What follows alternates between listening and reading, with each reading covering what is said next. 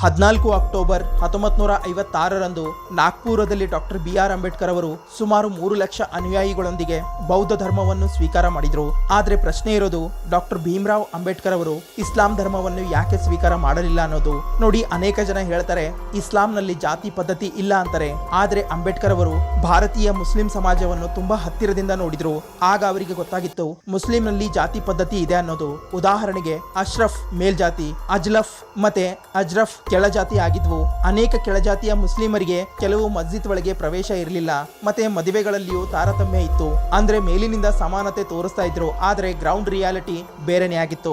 ಮತ್ತೆ ಅವರು ಬೌದ್ಧ ಧರ್ಮ ಇದಕ್ಕಾಗಿಯೇ ಸ್ವೀಕಾರ ಮಾಡಿದ್ರು. ಗೌತಮ್ ಬುದ್ಧರ ಸಂದೇಶ ಕರುಣೆ, ತರ್ಕ, ಅಹಿಂಸಾ ಮತ್ತೆ ಸಮಾನತೆ ಆಗಿತ್ತು. ಮತ್ತೆ ಬೌದ್ಧ ಧರ್ಮ ಜಾತಿ ವ್ಯವಸ್ಥೆಯನ್ನ ವಿರೋಧ ಮಾಡುತ್ತೆ. 1951ರ ಜನಗಣತಿಯ ಪ್ರಕಾರ ಬೌದ್ಧ ಜನಸಂಖ್ಯೆ ತುಂಬಾ ಕಡಿಮೆ ಆಗಿತ್ತು. ಆದ್ರೆ ಡಾಕ್ಟರ್ ಭೀಮರಾವ್ ಅಂಬೇಡ್ಕರ್ ಅವರು ಬೌದ್ಧ ಧರ್ಮ ಸ್ವೀಕಾರ ಮಾಡಿದ ನಂತರ ಈ ಸಂಖ್ಯೆ ಜಾಸ್ತಿ ಆಯಿತು. 2021ರ ಒಂದು ರಿಸರ್ಚ್ ಪ್ರಕಾರ ಭಾರತದಲ್ಲಿ 84 ಲಕ್ಷ ಜನ ಬೌದ್ಧರು ಇದ್ದಾರೆ. ಎಲ್ಲಕ್ಕಿಂತ ಜಾಸ್ತಿ ಮಹಾರಾಷ್ಟ್ರ, ಮಧ್ಯಪ್ರದೇಶ, ಉತ್ತರ ಪ್ರದೇಶ, ಬಿಹಾರ ಮತ್ತೆ ಕರ್ನಾಟಕದಲ್ಲಿ ಇದ್ದಾರೆ. ಇಂತಹದೇ ಫ್ಯಾಕ್ಟ್ ವಿಡಿಯೋ ನೋಡಲು ಚಾನಲ್ ಅನ್ನು ಸಬ್ಸ್ಕ್ರೈಬ್ ಮಾಡಿ, ಹಾಗೆ ನಮ್ಮನ್ನ ಫಾಲೋ ಮಾಡಿ, ಸಪೋರ್ಟ್ ಮಾಡಿ.